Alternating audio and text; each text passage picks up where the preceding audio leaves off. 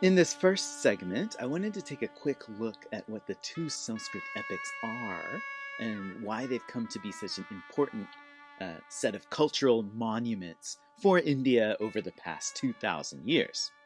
Now, in a nutshell, we can think of these two epics, the Ramayana and Mahabharata, as being long narrative poems filled with lots of different characters and episodes. Everyone in South Asia has basically grown up with these stories. Even if you're not religious, even if you're not Hindu, people just basically know them by heart.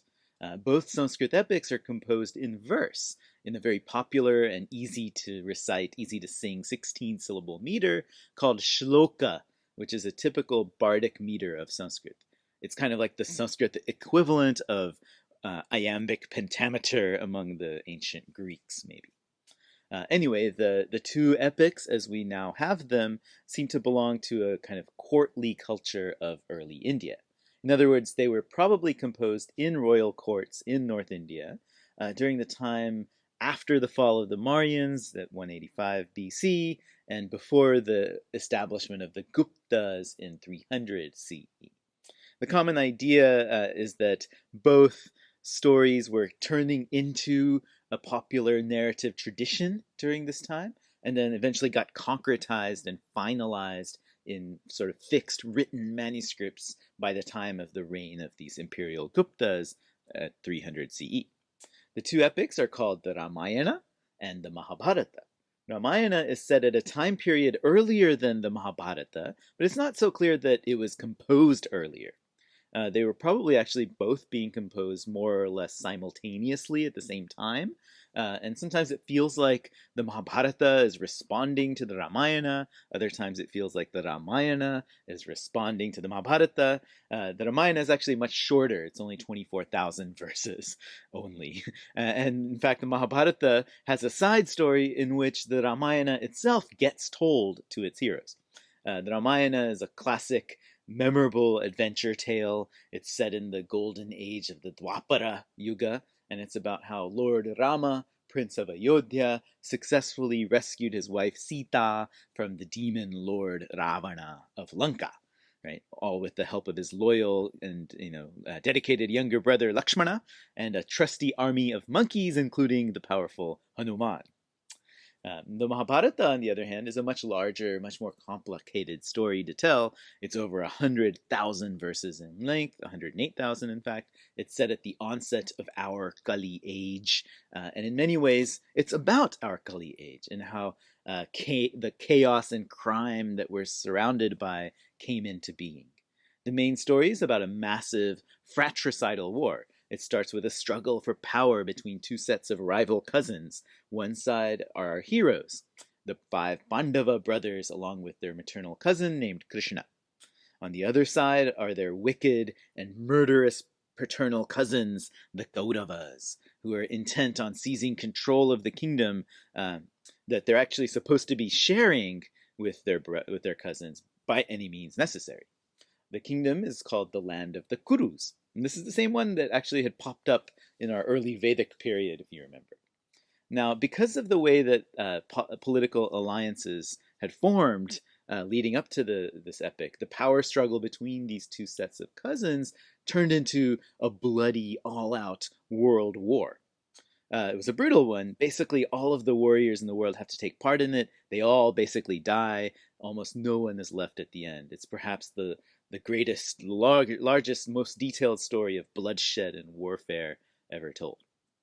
Now, those are the basic stories of the two epics, the plots, basic plots, but both the Ramayana and Mahabharata also have important roles to play in bhakti, in this theistic Hinduism that we've been looking at. Devotees of Vishnu regarded both Rama and Krishna as being avatars or incarnations of Vishnu. They see those two as being God with a capital G, who has come into our world in human form to restore dharma, to eliminate the wicked. It should be said, however, that the Sanskrit epics themselves kind of play around with the theological status of both Rama and the Ramayana and Krishna and the Mahabharata. They're both always ambiguous. We're never really sure if Rama and Krishna are divine or if they're human. There's a kind of hiddenness, an intentional hiddenness to their divinity. For the most part, they just appear to be ordinary, very powerful human beings, except in crucial moments where their godliness, their divinity pops out and gets revealed. It's a bit like how Clark Kent really is Superman, I guess. But it's also a message about how important it is to learn how to recognize the presence of the divine in our world that just looks ordinary. So that's the deeper reading you can do of the Mahabharata, and hopefully you might be able to do some of that during our tour. But let me also talk a bit about how the text itself is put together in a more kind of structural terms. Most scholars think that the epic was probably first started out as an oral tradition of sort of bardic songs about local heroes in North India until about 150 BC, when it got, in a sense, tape recorded, frozen in a textual form. Then, over the next few centuries, it got expanded, reworked by teams of sort of Brahmin scholastic intellectuals, so that it could be used not just for entertainment, but also for legal, moral, and religious scholarship. It was an academic text. By about 300 CE, the Mahabharata became an official, formal text that was used as a kind of basic public education. You can think of it that way. It got written down in Sanskrit on manuscripts that were made of birch bark or palm leaf, eventually paper by about 1000 CE. Then it got disseminated all over India. This is where the Mahabharata looks really different from that early Vedic tradition. Remember, the Vedas were kind of restricted, right? They were accessible only to elite Brahmin males. Right? At the same time, the same was actually in some ways true for the Upanishads and the Shastras as well. But the Mahabharata, from its very inception, was a public text. It was meant for women and Shudras to listen to learn from it. And for that reason, it gets to be called the fifth Veda, a Veda for the masses, for the people, basically. This kind of mass educational quality made it so that the Mahabharata could travel, could perpetuate itself through two distinct channels in pre-modern India. On one hand, the Sanskrit manuscripts that were first produced during that early Indic period by 300 CE, let's say, got copied and recopied in written form, so that it got preserved and disseminated that way through writing. On the other hand, it also had an oral life. Scholars and pundits would memorize and recite large portions of the Sanskrit text. The story itself, of course, would travel widely through vernacular languages and popular forms rather than just that one Sanskrit version. And it means that, as the great scholar A.K. Ramanujan once said, no one in India ever reads the Mahabharata or the Ramayana for the first time.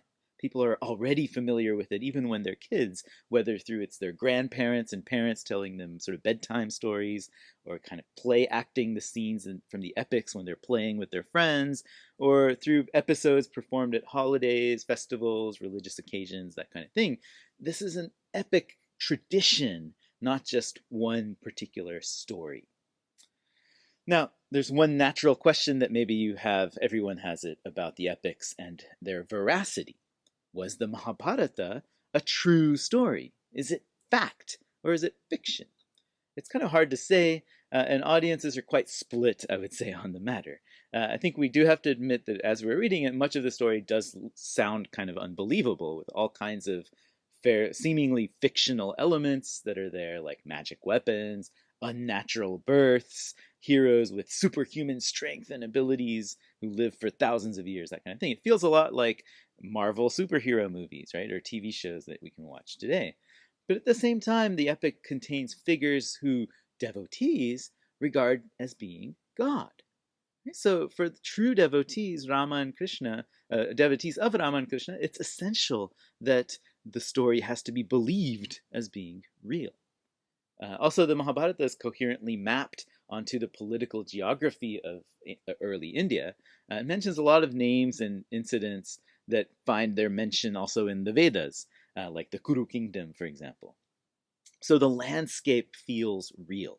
It's not set on the planet Tatooine or anything like that. It's set in India, in places you can still go and visit today. So we could say it's in other words, that the Mahabharata is a finely woven cloth of both fictive and factive textual materials. Ultimately, it works as a hybrid text It's both true and not true.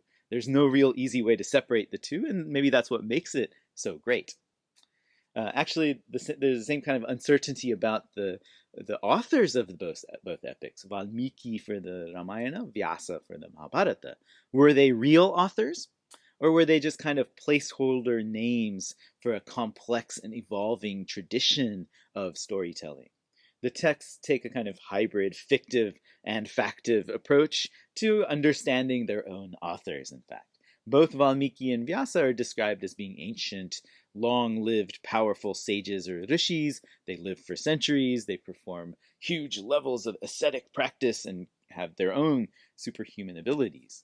Both also play actually key roles in the plots of their own epics. They appear as characters within the story. They intervene when the plot line kind of stalls or needs some kind of fixing or correction. Valmiki is thought to have earlier been a reformed and civilized bandit, kind of low caste fellow. As the story goes, he invented Sanskrit poetry when he saw a hunter killing a defenseless water bird, a krauncha, as it was mating with its wife. Valmiki was so moved by grief towards the female, the wife in the pair, that he uttered a curse at the hunter that happened to be in meter, in shloka meter. His grief, his shoka, became metrical poetry, shloka. Vyasa also has fantastic legends about him. We'll find out about his birth as we read and his epic achievements throughout the course of our tour. He's also said to have been the compiler of all four Vedas. He's the one who put them into anthologies as we find them today. He's also said to have compiled the 18 Mahapuranas as well. So he was a really busy rishi, I guess you could say. Now, ultimately, while the Hindu tradition considers these two to be real authors, it might make more sense to also consider them as authorial traditions, as kind of like how we talk about maybe corporate entities in our world today, like Apple or Microsoft or Canada, right, or UBC, I suppose. It's actually not just a single person, it's a whole lineage of people all working under the same banner to produce this lasting product. In this case, it's the Ramayana or Mahabharata, or an Apple MacBook, I suppose. So with these basic facts in mind about the two Sanskrit epics, let's stop here, take a little break. We'll then come back and take a look at all the different ways that we can experience the Mahabharata.